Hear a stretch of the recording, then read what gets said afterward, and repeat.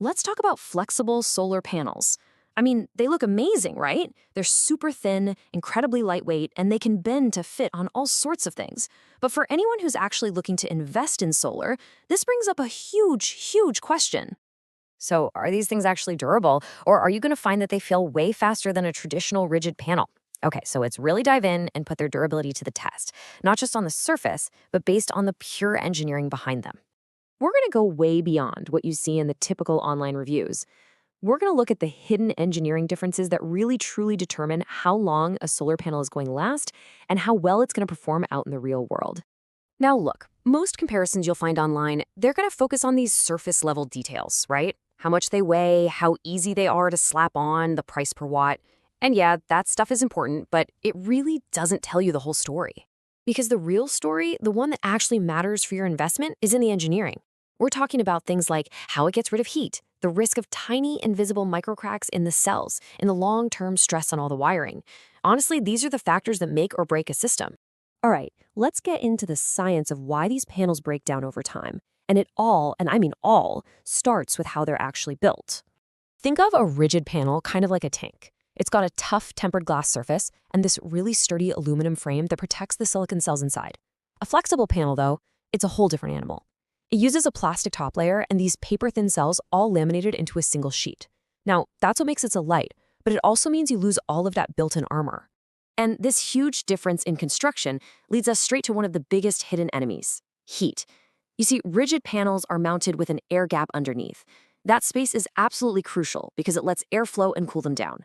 But flexible panels are often glued directly to a surface, and that basically turns them into a heat trap, which creates a massive problem. And just look at the temperature difference here. A flexible panel stuck right on a roof can run so much hotter than a rigid panel that has that cooling air gap. And in the world of solar, let me tell you, heat is the absolute enemy of efficiency. So here's why that heat matters so much. On average, solar cells lose about 0.4% of their voltage for every single degree Celsius they heat up above 25 degrees. It might not sound like a lot, but believe me, it adds up fast. Let's put that into a real-world context.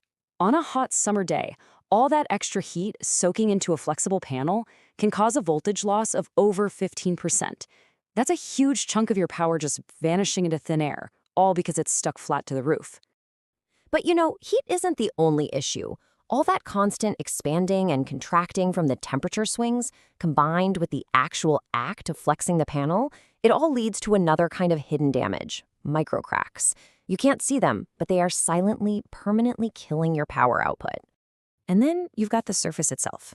Rigid panels use that tough, tempered glass that can handle getting hit by hail or tree branches. Flexible panels, on the other hand, use a plastic surface, and it's just so much more vulnerable to getting scratched up, wearing down, and slowly being destroyed by years of UV exposure. So after hearing all that, you might be thinking, wow, flexible panels are just bad then.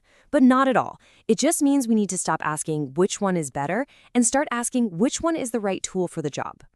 Look, flexible panels are the perfect solution for some very specific situations. If you have a curved RV roof, they're amazing. Need a super lightweight install for a boat? Perfect. Or maybe a portable system you can pack up and move? They're the go-to. But for permanent installations where you want the absolute maximum lifespan and durability, rigid panels are almost always the smarter choice. So to just quickly recap the key risks here, think of this like a checklist. You have to consider that heat buildup that's killing your power. You've got the plastic laminate that's going to degrade over time. You have those permanent, irreversible microcracks. And you even have to worry about the adhesive failing, which can let moisture in and lead to a whole world of electrical problems. And all of this brings us to what might be the single most important point. The long-term durability of your solar setup depends just as much on how well you install it as it does on the panel you buy. I mean, this quote really says it all. Choosing the right panel for your project and then installing it the right way, that is a difference between a system that gives you headaches in a few years and one that reliably pumps out power for decades. So, what should you take away from all this? Simple. Always prioritize safe mounting. Make sure your wiring is done properly to handle all the stress it's going to face. And, whenever it is physically possible, create some airflow. Even a tiny little gap can make a huge difference. Because remember, even the best panel in the world will fail if it's installed badly.